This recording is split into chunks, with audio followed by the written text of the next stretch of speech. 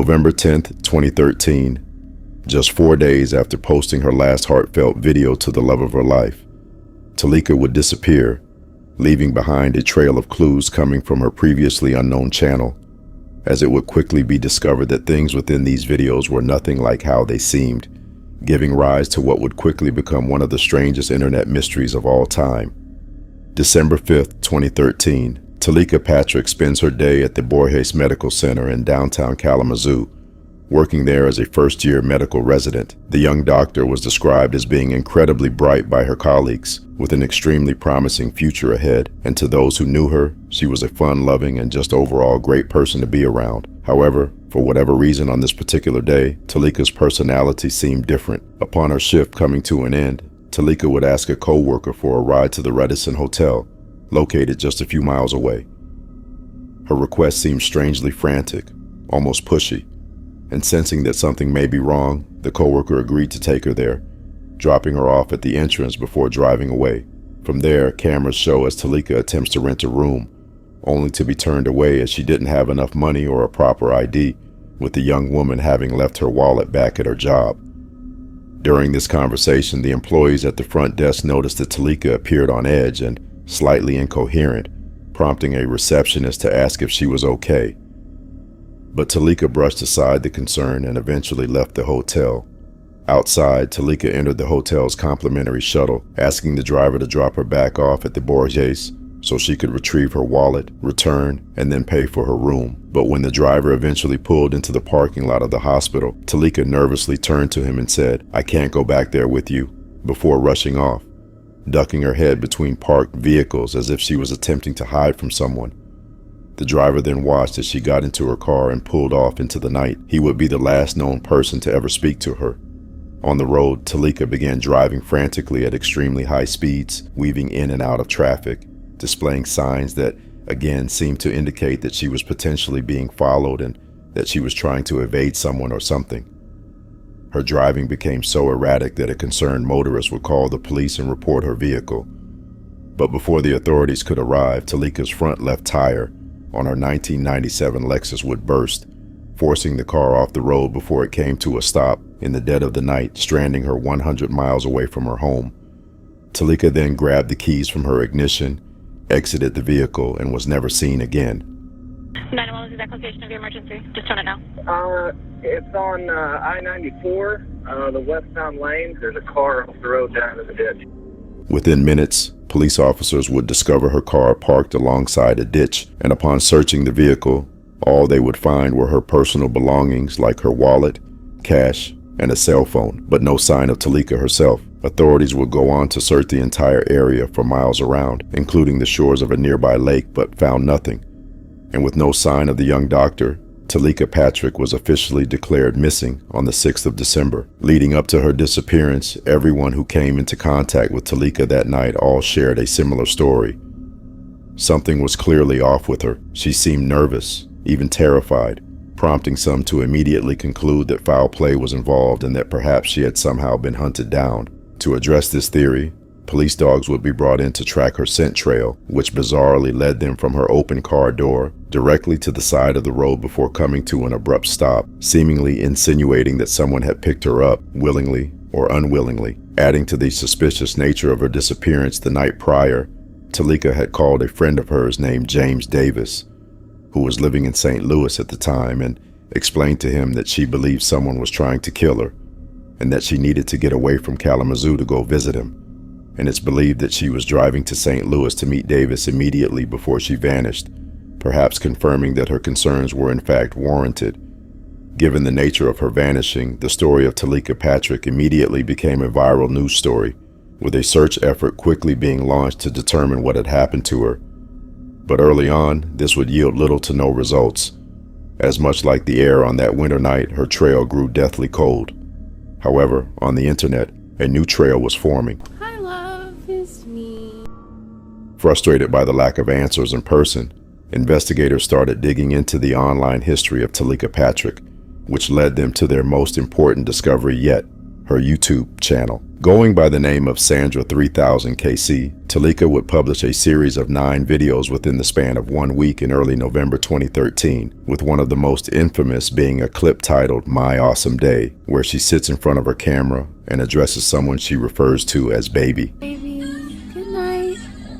It's Teleka. I am just coming to you to say hi and just to tell you about my day. The video certainly wasn't without its strange moments, as at one point she stops and touches her chest before saying, "Baby, I felt that," while also going on to randomly burst out into song, which seems to last the majority of the video. I felt that. Now I'm home, finally. Yes. Putting up a little bit of fight, it's alright. And these somewhat unusual moments continue from here, as each of her 9 uploads follow this same exact format, serving as almost unscripted love letters to this unnamed man. In various clips, Teleka even alludes to the potential relationship troubles between the two, referencing how she didn't really know what was going on between them.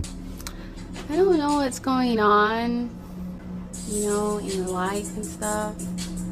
We have an idea, but I don't know everything best, and I do my best, and we give each other a chance.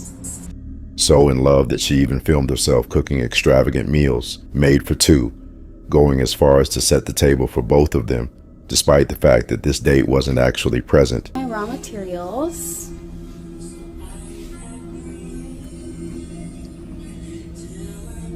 I don't even eat chicken. I'm vegetarian. But I want that for you. That's just potatoes so far. If you were here, this is what it would be your plate. Broccoli and tomatoes and peppers and cheese. And within these videos, a few key moments make it clear that the two had actually met in person quite recently, as she points to a bouquet of flowers. And here are the flowers from last time. Insinuating that the two had likely gone on some sort of date within the days prior. Viewing her content as a whole, despite some of the more unusual moments, it's nothing all that jarring, and it really just seems to show a woman who is desperately in love. And whether she was going through some relationship issues or perhaps just in some sort of long-distance relationship, it didn't really matter, because these clips were clearly never meant to be seen by anyone but the man they were made for. And at first, investigators likely thought that they would do little in the way of helping to solve this case. However, upon questioning Teleka's family and friends about these videos, a glaring red flag began to emerge, and the channel was thrown into a far different light, as according to all those close with her, at the time these videos were released, Teleka Patrick should have been single. Patrick's family issued this statement in response to the new video. To our knowledge, Teleka was not in a romantic relationship, and it's unclear to whom she is making reference in this video. Not once had Teleka, a woman who was said to be quite open and talkative, mentioned to anyone that she was in a relationship. Friends, families, colleagues, and even neighbors never once heard about or saw her with another man. And even digging into her phone records revealed nothing in the form of romantic texts or frequent calls to an unnamed lover. By all accounts, Teleka Patrick was undoubtedly a single woman. But if that was the case, then who was she talking to here? Who were these loving videos for? And if Teleka's words were true, referencing previous in-person dates, then how had no one known about this relationship? And most importantly of all, why had she coincidentally gone missing under suspicious circumstances just 1 month after these strange videos were made? Putting all this into consideration, the suspicious activity on the night of her disappearance, moving as if she was running away, and the videos made for someone who seemingly didn't even exist in her own life, one theory began to emerge, a theory that pointed straight to foul play. Perhaps Teleka had gotten involved in some sort of ill-fated secretive relationship, only for things to turn sour, leading to Teleka being hunted down and kidnapped, thus explaining why she seemed to be fleeing on the night of her disappearance. With this in mind, investigators began to dig deeper into Teleka's online footprint in a desperate search to uncover who this man truly was, believing that he may very well have some involvement in this disappearance, though nothing could have prepared them for the drastic and highly unusual turn that they were about to face. Tonight tonight, yet another twist in the mystery of the missing Kalamazoo doctor. Tiger 8 uncovered hundreds of tweets allegedly posted by Teleka Patrick in the weeks before she went missing. To those who knew her, Teleka was a well-put-together, extremely intelligent woman who was clearly of sane mind. But the discovery of her Twitter accounts began to paint a slightly different picture. In total, investigators would find 5 accounts that had all been active at different times throughout 2013, each of them belonging to Teleka, and each of them having thousands and thousands of tweets, showcasing incoherent ramblings as if she was posting every single one of her thoughts, oftentimes even having conversations with seemingly no one at all, constantly saying things like, "Hi, my friend, how are you? And everything okay? Just woke up, sorry," to which no one would be specifically tagged and no one would reply. And the deeper you scroll, the stranger things get, as much like her YouTube channel, she spends most of her time referencing her love interest. Much like her previous videos, these tweets would fail to gain any semblance of a response, which seemed to push her more and more into madness, creating more accounts and tweeting out even more frequently, typing messages as if she were expecting someone specific to find her. "Should I start another page? Look for your friend. Let me know when you find her. Did you find me?" And this is just a minuscule glimpse into her posting, as these accounts hold an impossibly vast amount of information with so many unusual moments. But by far the most bizarre detail to come of all these tweets was one name in particular, one of the only specific names mentioned across all of her pages, which she brings up over and over and over again.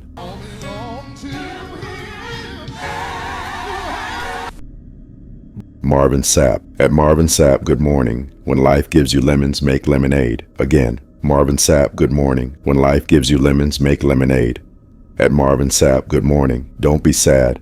God never puts more on us than we can bear. All 3 of these messages were posted within the span of 24 hours, and they were far from the only mentions of the famed Grammy-nominated gospel singer. Sometimes she would make blatant references to him and his music, oftentimes using his lyrics to point to a supposed connection between the two. And though it's hard to prove outright with her tweets alone, it quickly became apparent that Teleka's love interest, with whom she had seemingly tweeted to thousands of times, was in fact Marvin Sapp, introducing the possibility that Teleka was perhaps just a crazed fan, which would make a few of her next tweets all the more disturbing. "I have relocated to be with you, so I really hope you want me so we can be in love and get married and have a couple babies. And as you may or may not know, I attempted to visit you yesterday." Her messages were obviously concerning, as it began to grow apparent to investigators that this relationship Teleka had mentioned was solely a one-sided affair. After all, most would have assumed that someone as famous as Marvin Sapp would have no idea who this woman was. But this actually wasn't the case, as Sapp did in fact know of Teleka, only for all the wrong reasons. Around the start of 2013, Teleka began obsessively messaging Sapp and tweeting out to him in some sort of code, believing that the two were somehow spiritually connected, that he would eventually come to her, even claiming on her social media that she and Sapp were actually married, something that Sapp would eventually take note of, but never respond to, assuming that the woman may have been mentally unwell. However, when this failed to get a response, Teleka then began to message Sapp's children, further angering the singer and increasing his level of concern. And when that too failed to get a response, Teleka would pack her bags and relocate from California all the way to Kalamazoo, which just so happened to be the exact location of Sapp's congregation, as well as his home, a home that Teleka would eventually visit in the dead of night, confirming that her tweets referencing the matter were in fact true.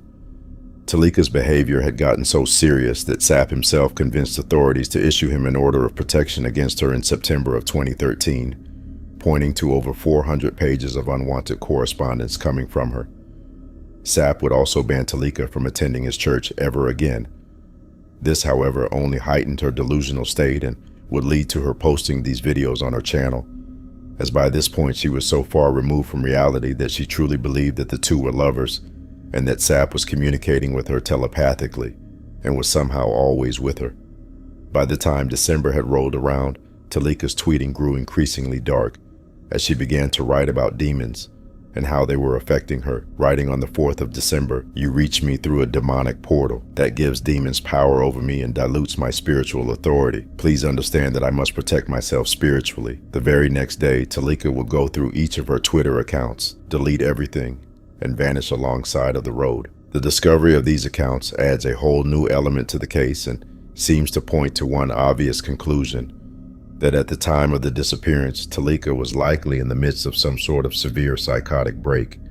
But this still fails to explain what exactly had led to her actual disappearance. This question spurred on three prominent theories. One, that she had simply gone off into the woods alongside of the road attempting to hide from someone that just wasn't actually there, and instead was merely a figment of her delusions. And when hiding in the woods, she then succumbed to hypothermia, as wintertime in Michigan is notoriously cold. Two, that in the midst of this psychotic break, she decided to leave all her belongings aside and essentially run away, hitching a ride to somewhere far away, possibly to start a new life. And finally, three, the theory that she truly was being followed and that someone had grabbed her alongside of the road leading to her disappearance, as, after all, that's exactly where police dogs had lost her scent.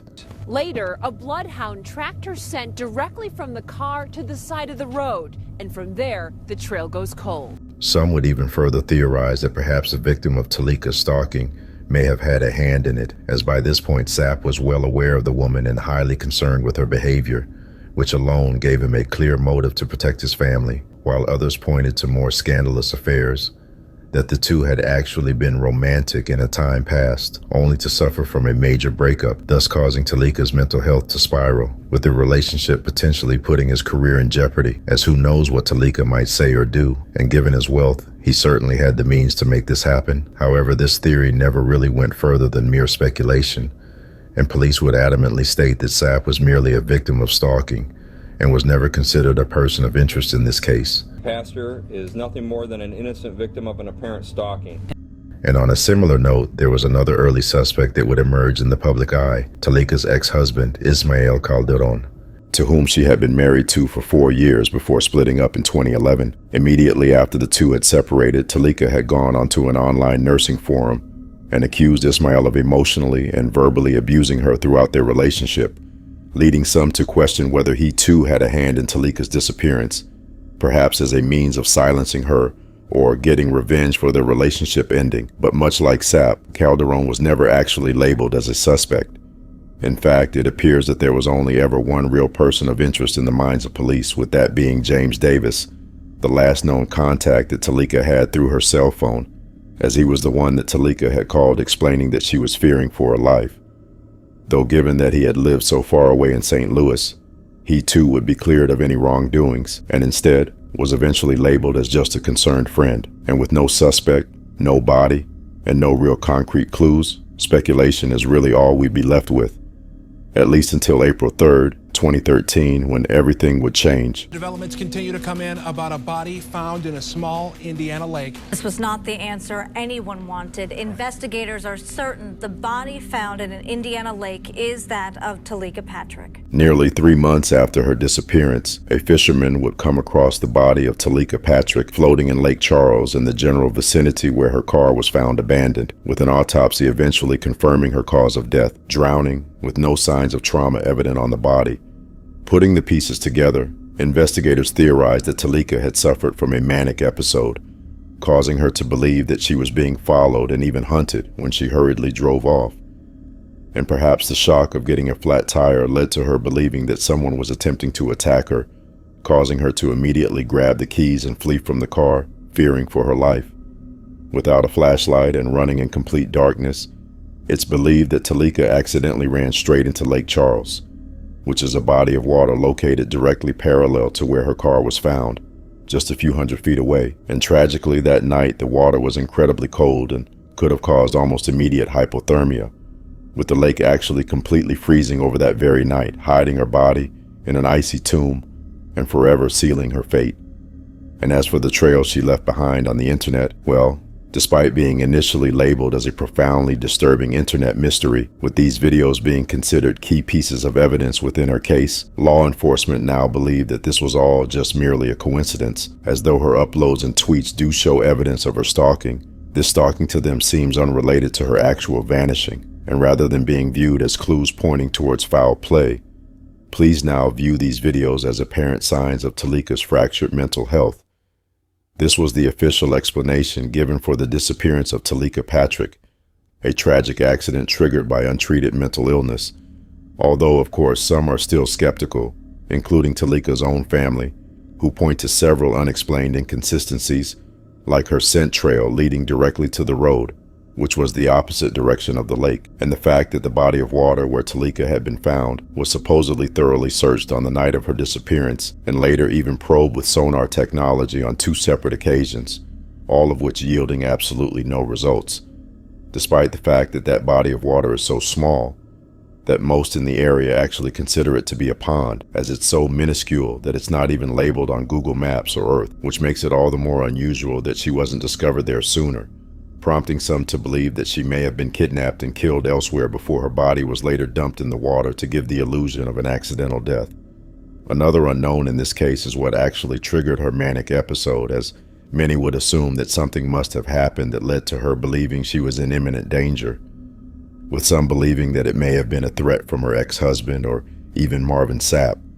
But according to all witnesses around her that day, nothing at all out of the ordinary was reported that may have sparked this fear, and nothing would be found on her cell phone as well, leaving the true cause of her episode to be unexplained to this day. The family was so distrusting of the initial investigation that a second autopsy would eventually be conducted, which would go on to show that Teleka had water within her nasal cavity, a detail that, to the pathologist, proved for certain that she had in fact died by drowning, which officially ended the police investigation for good, with one investigator stating that, "I do believe it's probably as solid as it's going to get," though to this day we're still left with many unanswered questions, and for some, the mystery lives on. I hope you have a good night.